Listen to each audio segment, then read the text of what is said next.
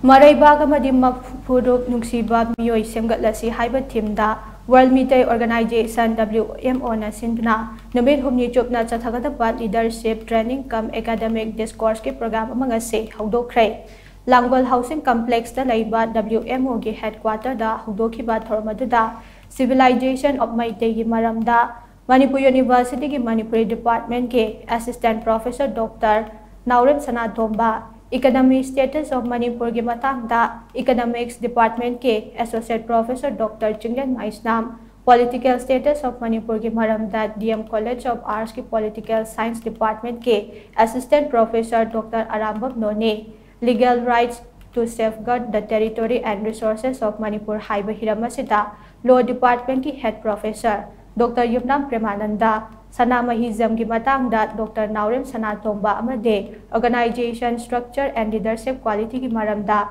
Social Scientist Dr. Dhanabir Laishram na khananainaba aduda Resource Person oi na saruk yakhe Thoram Houdokpa aduga mari leinana WMO ki General Secretary Longjam Samsan na hai Manipur da hojik thengnariba issue kaya asigi matangda resource person sing asidagi khanghognaba amade miyamgi luchingba ama oiba ngamnabagi damak thoramase sinbane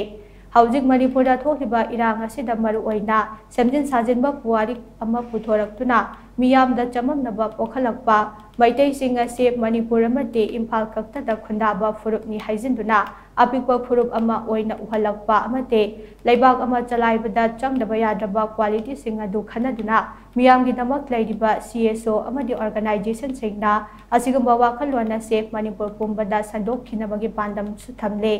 Training program asidagi WMO gi laidiba member singna makha tarakpa thabak thoram sing pangthokpa matamda hena khumang chawsena tawba ngamlakani haibagi thajabasu thamni haina mahakda makha tarna phungdokhe ngasimak adum aikoina uriba tariba mayamsta aikoi manipuri sing asida leiriba manipur haibasa leiriba Meitei frupti khoigi manipuri manung khakta da infan beri khakta da lei haibagi wakhalon mayam ato sing phongdo kanda akhoi yam pikpa handaba jati amoina ubiba ase masigi lariba phibam asida khoina khangjin ba yaba khoina tawba yaba duga malemgi mafam khudimakta khunda aduna natraga thabak tawdon tragana matam gi oina lai su tamno laigraba manipuri sing Meitei singna akhoi manipuri mama leibak tale manipur le hori mama leibak tale horiba Meitei sing kaukthokta baduga mafam duda makhoi gi oiba thaudang loroknaba Meitei sing punsanaba haiduna World Meitei Organization asina changsalaiba khongthang ama oina changsalariba asi khongjang asida akhoi executive sing aduga akhoi gi hairiba World Meitei Organization da leader oina yaubiriba akhoi thomi khudimangna asigumba khoigi academic oiba idea khoigi history oiba dadi law gi oiba hiram khudimakta hana khangla matungda akhoi thabak thoram tawbada hena mai pakani hena kumang chawsangani lebang mayang loina bada hena nungai gani khala kanda asigi leadership program numit humni gi se asi hautokchabani